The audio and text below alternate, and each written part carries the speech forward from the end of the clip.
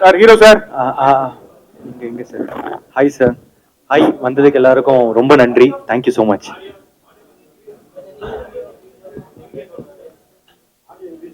ஆடியோமா sir. வாழ்த்துக்கள் sir. முதல் 2 படம் 100 கோடி 100 கோடி. இது ஹேட்ரிக் 100 கோடிக்கு வந்து எதிர்பார்க்கலாமா? படம் எப்படி இருக்கு சொல்லுங்க, அதை பத்தி. நடந்தா சந்தோஷமா இருக்கும் சார். கண்டிப்பா படம் நல்லா வந்திருக்கு. இங்க எல்லாருக்கும் நம்பிக்கை இருக்கு. ரொம்ப ஜாலியான படம், ஃபேமிலி எல்லாம் சேர்ந்து பார்க்கக்கூடிய படம். ஸோ தீபாவளியும் வருது, ஒரு செலிப்ரேட்டரி மூட்ல இருக்கும். ஸோ நல்லது நடக்கும்னு நினைக்கிறேன்.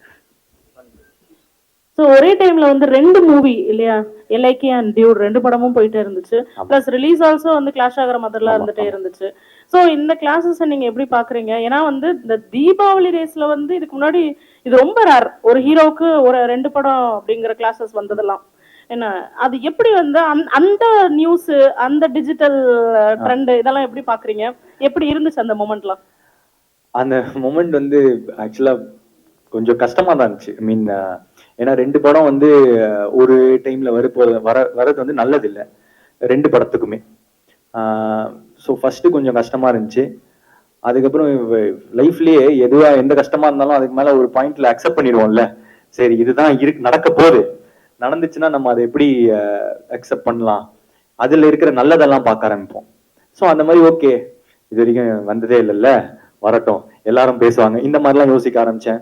பட் மனசுக்குள்ள தெரியும் வந்து இது இல்ல, 2 படமும் ஒன்னா வந்துச்சுன்னா 2 படத்துக்குமே அது கலெக்ஷனோ இல்ல எதுவுமே கரெக்டா இருக்காதுன்னு.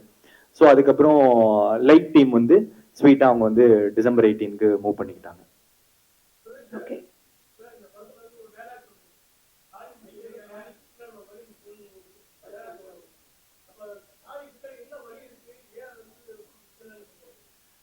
சார் என்னன்னா, இப்போ ஒரு கல்யாணம் பண்ணிட்ட பிறகு அதுக்கப்புறம் அந்த குடும்பத்துல நிறைய பிரச்சனை இருக்கலாம் சார். ஃபார் எக்ஸாம்பிள் டவுரி பிரச்சனையோ, இல்ல அந்த கணவர் வந்து மனைவியை வந்து அடிக்கிறதாவோ, இல்ல இப்பெல்லாம் மனைவியும் அடிக்கிறாங்க. ஸோ அதனால இந்த மாதிரி எது ஒரு அபியூசிவ் ரிலேஷன்ஷிப்போ,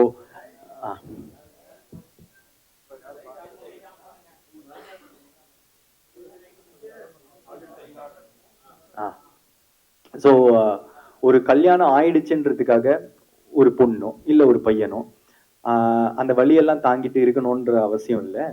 அந்த தாலியை விட அந்த பின்னாடி இருக்கிற அந்த பொண்ணோட மனசுக்கு தான் இன்னும் வேல்யூ அதிகம் அப்படின்னு சொல்லிடுவோம்.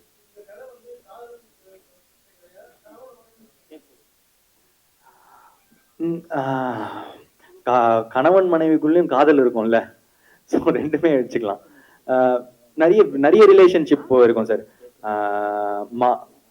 பையன் மாமா பொண்ணு, அதுக்கப்புறம் பையன் மாமா அம்மா பையன், இதை பத்தின எல்லாத்தோட சேர்த்துன கதை. ஆமா, அதை தாண்டி இன்னும் ஒரு ஸ்ட்ராங்கான சோஷியல் மெசேஜ்லாம் கூட இருக்கு. இப்போ இந்த டைமுக்கு ஒரு ரொம்ப முக்கியமான ஒரு இஷ்யூவா இருக்கும், அதை பேசியிருக்காரு டைரக்டர்.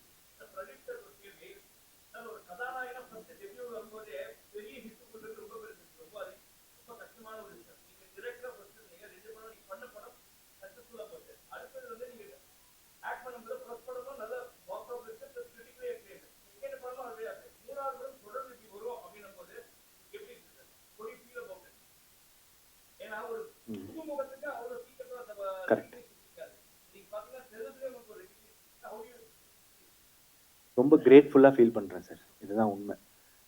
எல்லாருக்கும் நடக்கிறது இல்லை. அது நமக்கு நடக்கும்போது சில நேரத்துல வந்து உட்காந்து யோசிக்க வேண்டியதா இருக்கு, ஏன் நடக்குது, எதுக்கு நடக்குது. நிறைய டேலண்ட்ஸ் இருக்காங்க சார், நானே பார்த்துருக்கேன். ஸோ அதெல்லாம் தாண்டி சில நேரத்தில் நமக்கு இவ்வளோ லவ் கிடைக்கிது அப்படின்னு பார்க்கும்போது சில நேரம் நானும் உட்காந்து யோசிப்பேன், எதுக்கு சொல்லும் போது லாஸ்ட்ல எதுவுமே ஆன்சர் இல்லாத போது ரொம்ப கிரேட்ஃபுல்லாக ஃபீல் பண்ணி ரொம்ப தேங்க்ஃபுல்லாக இருக்கிறது மட்டும்தான் சார் சொல்யூஷன். அவ்வளோதான். Okay, hi Pradeep, this is Rohini from new Indian express. பொதுவாகவே வந்து பொங்கல் தீபாவளி அப்படின்னாலே பெரிய ஒரு ட்ரெண்ட் செட் வந்து கிரியேட் பண்ணியிருக்காங்க இண்டஸ்ட்ரியை பொறுத்த வரைக்கும். பெரிய படங்கள், ஒரு பெரிய ஹைப் எக்ஸ்பெக்டேஷன்ஸ் அப்படின்னு. பட் இந்த டைம் பொறுத்த வரைக்கும் 2025ல எல்லாமே ஜென்சி ஹீரோக்களுடைய கிளாஷாக வந்து இருக்கு. ஸோ அந்த ஒரு காம்படிஷன் வந்து எப்படி பார்க்குறீங்க? ஏன்னா உங்க கூட ரிலீஸ் ஆகிற அத்தனை படங்களுமே வந்து பார்த்தீங்கன்னா ஜென்சியோட ஃபேவரட்டா இருக்காங்கல்ல, அந்த ஹீரோக்கள் படமா ரிலீஸ் ஆகுது. ஸோ முழுக்க முழுக்க இந்த கிளாஷ் எப்படி பாக்குறீங்க? இது ஃபர்ஸ்ட் நான் வந்து இது கிளாஷா பார்க்கல. யாருக்கும் போட்டி இல்லை, எல்லாரும் சேர்ந்து வரும். எல்லா படமும் வெற்றி பெறணும்னு ஆசைப்படுறேன். ஸோ கிளாஷ் நான் படம் பார்க்கும்போது கிளாஷ் அந்த மாதிரி எல்லாம் பார்த்துருக்கேன். ஆனால் இப்போ நான் படம் பண்ணும்போது வந்து எனக்கு அது ஒரு மாதிரி கிளாஷாகவே தெரியல. இந்த படமா ஓடணும், ஏன்னா ஒரு படத்துலையும் ரொம்ப எஃபர்ட்ஸ் இருக்கு. எனக்கு அது புரியுது. ஸோ அதனால ஆனால் என்ன, இப்போ எங்களுக்கு இப்போ தீபாவளிக்கு ஒரு ஸ்லாட் கிடைக்குது அப்படின்றது ரொம்ப ஒரு நல்ல விஷயமா இருக்கு. மீன் எப்படி சொல்றதுன்னா, ரொம்ப நாள் நம்ம படம்லாம் நிறைய படம் நம்ம தீபாவளிக்கு பார்த்துருப்போம். அதுல நம்ம படம் இப்போ தீபாவளிக்கு வருது அப்படின்ற போது ரொம்ப சந்தோஷமா இருக்கு. டைரக்டர் பிரதீப் வந்து மிஸ் பண்றீங்களா? By any chance any time அவர் சடனா எட்டி பார்க்கறதுக்கான வாய்ப்பு இருக்கா? வாய்ப்புகள் இருக்கு. நல்ல கதையெல்லாம் எழுதிட்டு இருக்கேன். ஆனா எனக்கு வர கதையை விட நான் வச்சிருக்கிற கதை கொஞ்சம் நல்லா இருக்கணும். இது வர கதையெல்லாம் இந்த மாதிரிலாம் ரொம்ப நல்ல டைரக்டர்ஸ் இந்த மாதிரிலாம் வந்தாங்கன்னா கண்டிப்பா அதை பண்ணுவேன்.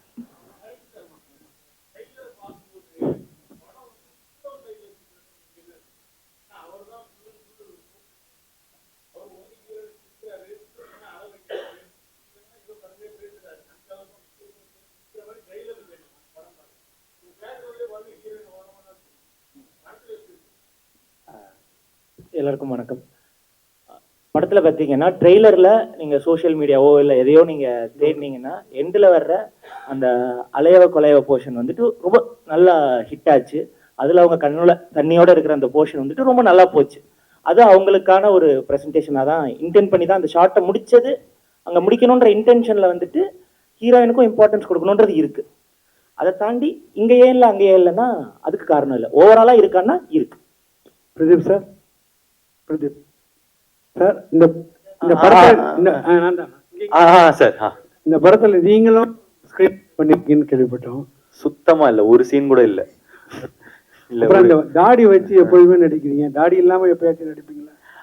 நடிக்கலாம் சார். இது என்னன்னா தாடி எடுத்தா ரொம்ப கொஞ்சம் சின்ன பையன் மாதிரி இருக்கேன்னு ஃபீல் பண்றாரு. அதனால இருக்குமே, ஹீரோ மாதிரி தானே இருக்கும். ஆமா சார். அடுத்த படத்துல ட்ரை பண்ணுங்க. சரிங்க சார். சார், ப்ரொடியூசர் சார், இந்த படம் தமிழ் படம் எப்படி இருக்கு? தெலுங்குல ஈஸியா இருக்கா? தமிழ் டெக்னீஷியன்லாம் எப்படி பண்றாங்க? அடுத்த ரஜினியை வச்சு நீங்க பண்றதா இங்க ஒரு ரூமர் இருக்கு, அது உண்மையா?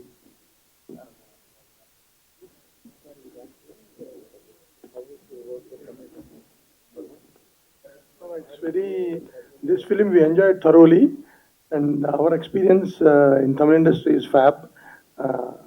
Our first film is Good, Bad, Ugly, and we can't expect any better launch than that. And this team is we can do any number of films with this kind of team, and we are so happy.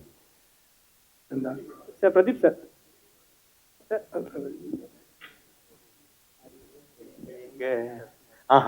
So it's a lifetime opportunity to do film with Rajni sir. We are trying to take good script to sir, and if he agrees, what more we want? Thank you. Pradeep sir, Jude Pradeep, வாழ்த்துக்கள். இங்கே sir, என்னன்னா நம்ம Sai news director அவர் கூட join பண்ணும்போது உங்களுக்கு என்ன தோணுச்சு? பாட்டு ஹிட்டா வந்து ஒரு விஷயம் போச்சு, அனிருத்தை விட நல்லா பண்றாருன்ட்டு. அப்போ உங்களுக்கு என்ன தோணுச்சு? டைரக்டர் கிட்ட என்ன பேசுனீங்க? பாட்டு இல்ல, நான் ஃபர்ஸ்ட் டைம் ஊரும் பிளட் வந்து போய் ஸ்டுடியோல கேட்டேன். ஸ்டுடியோல கேட்கும் போதே எனக்கு ரொம்ப ஃப்ரெஷ்ஷா இருந்துச்சு, ரொம்ப புதுசா இருந்துச்சு சவுண்டிங். அண்ட் நாங்க அந்த ஸ்டைல்ஸ் பத்திலாம், அந்த பாட்டோட ஸ்டைல் அதை பத்திலாம் டிஸ்கஸ் பண்ணிட்டு இருந்தோம். அப்போ இது ஷுவரா ஹிட்னு தெரிஞ்சிருச்சுங்க அப்போவே. ஸோ அந்த பாட்டோட ரிசல்ட் வரும்போது நாங்க ரொம்ப பெருசா பேசிக்கல, ஏன்னா நாங்க எதிர்பார்த்ததுதான் அது. பிரதீப் சரிங்க சார், பிரதீப் சரிங்க. Thank you sir, thank you so much sir. Sir, sir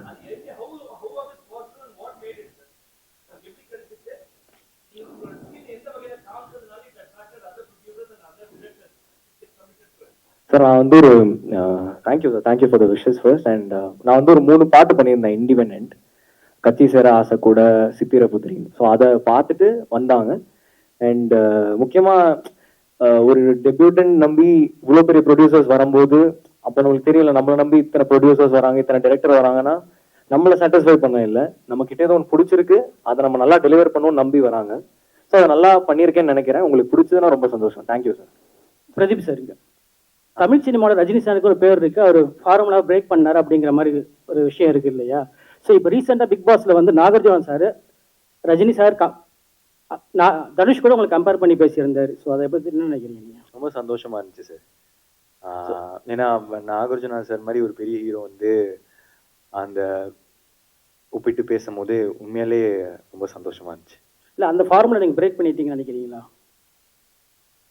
ஃபார்முலானா என்ன சார்? அதாவது அது ஃபார்முலா நான் சொன்னாரு அந்த டைம் வந்து அவர் வந்த பிறகு ஒரு சினிமாவே கொஞ்சம் மாறிச்சு, அந்த ஒன்று மாத்துனாங்க.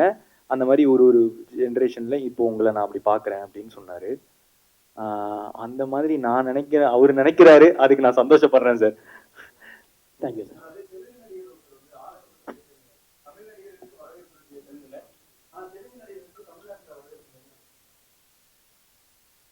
சார் இப்போ பாகுபலி வந்து ரொம்ப நாளா அதுதான் இருக்கிறதுலே ஹையஸ்ட் கலெக்ஷன் ஆச்சு தமிழ்நாட்டில், நம்ம தமிழ் படத்தெல்லாம் விட. அண்ட் பாகுபலி 2, அதுக்கப்புறம் புஷ்பா, இது எல்லாமே இருந்துச்சு. அதுக்கப்புறம் இப்போ நான் ஸ்வீட் ஹார்ட்ஸ்னு ஒரு லிட்டில் ஹார்ட்ஸ்னு ஒரு படம் வந்துச்சு. நான் போய் தேட்டரில் பார்த்தேன் இங்கே சென்னையில். ரொம்ப சூப்பராக இருந்துச்சு, செம்மையாக இருந்துச்சு. ஒரு சின்ன டீமு, சின்ன பட்ஜெட்டில் பண்ணியிருக்காங்க. அங்கே ஹவுஸ்ஃபுல்லாக இருந்துச்சு தேட்டர். ஸோ நம்மளும் இப்போ கொஞ்சம் பார்க்க ஆரம்பிச்சிட்டோம்னு நினைக்கிறேன். இன்னும் கொஞ்ச நாளில் அப்படியே அது எக்ஸ்பேண்ட் ஆகும்.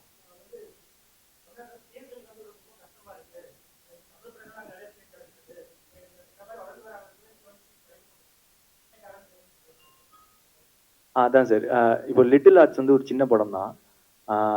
அது இங்கே இங்கே தேட்டரில் தான் பார்த்தேன், ரொம்ப நல்லா இருந்துச்சு. ஸோ கொஞ்சம் கொஞ்சமாக நம்மளும் ஓப்பன் ஆகிட்டு இருக்கோம். ஸோ நம்மளும் கன்சியூம் பண்ணுவோம்னு நினைக்கிறேன். Hello Mamitha, Shalini here. Hi, welcome back to Tamil cinema again. thank you so much. Okay, so உங்க கேரக்டர் பத்தி சொல்லுங்க. ஸோ பிஹைண்ட் ஒரு ஒரு பப்ளிக் கேர்ளுக்கு பிஹைண்ட்ல வந்து ஒரு பெரிய எமோஷன் இருக்க மாதிரி இருக்கு சீன்ஸ் எல்லாம் பார்க்கும்போது ட்ரைலர்ஸ்ல. ஸோ உங்க கேரக்டர்?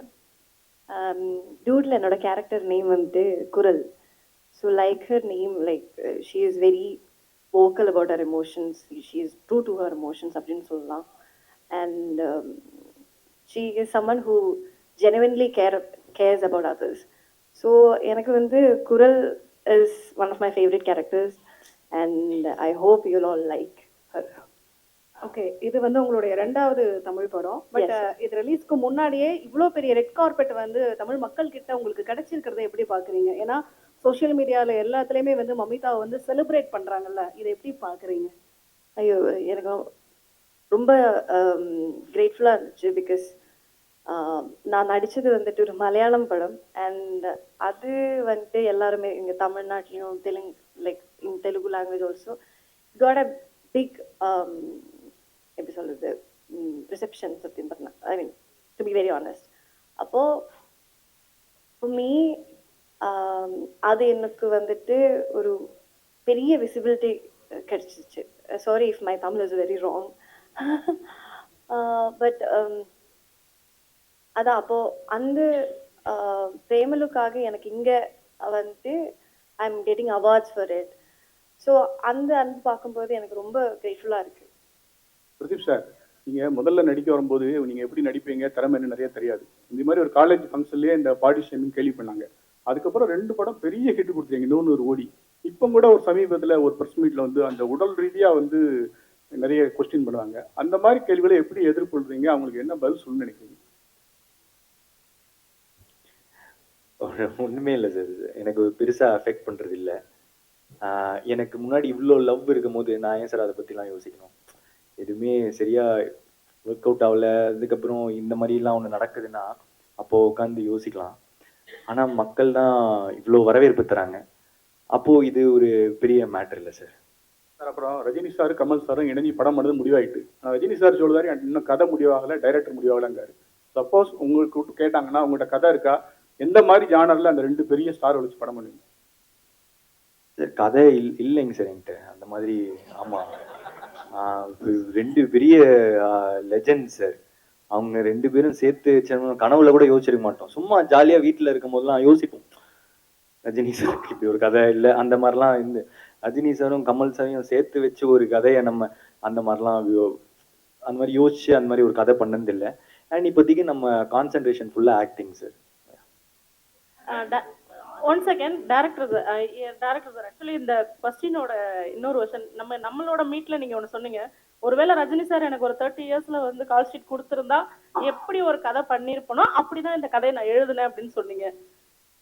இல்ல திருத்தம், கால் ஷீட் கொடுத்திருந்தா இல்ல, கொடுத்தாலும் கொடுக்கலனாலும் நான் அவர் நினைச்சு எழுதினேன், அவ்வளவுதான். இப்போ வந்துட்டு எனக்கு தெரியும் அது, அதுக்கப்புறம் நிறைய இடத்துல பார்த்தேன்.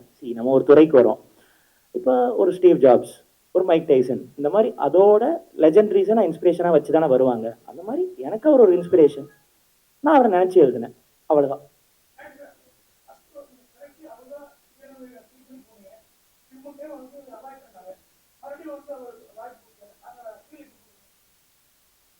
சார் கேள்வி புரியல.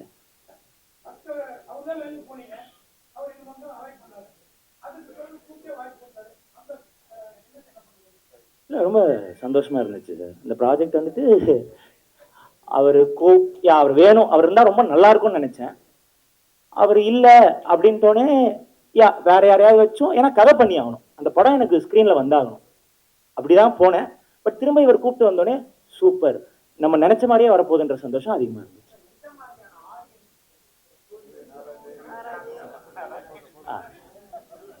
சார் இது வந்துட்டு ஜென்சி படமானா ஆமாம் தான், ஆனால் அது ஜென்சி படம் மட்டும் இல்லை, ஃபேமிலி ஆடியன்ஸ்ல இருந்து எல்லாருக்குமே ரொம்ப கனெக்ட் ஆகக்கூடிய ஒரு படமா இருக்கும். அண்ட் இது வந்துட்டு யாரோ கேட்டிருந்தாங்க காதல் படமா லவ் ஃபிலிமா அப்படி இப்படின்ட்டு.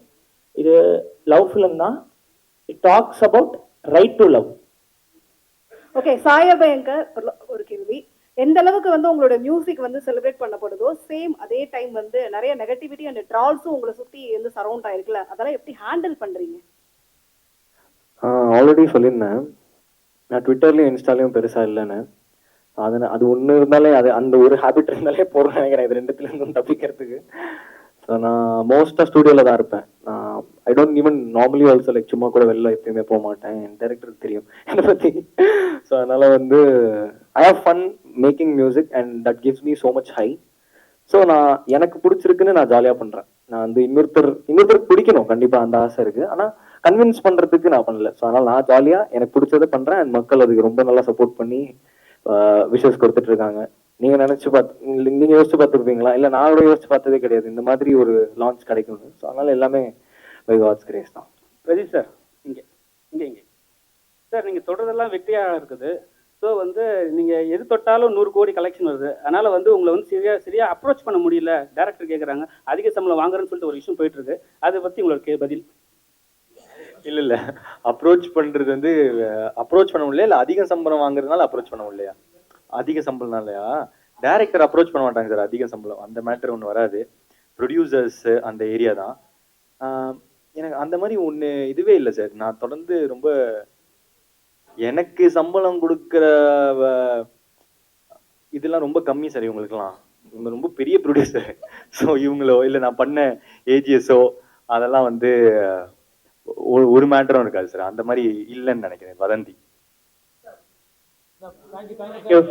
Thank you sir, thank you.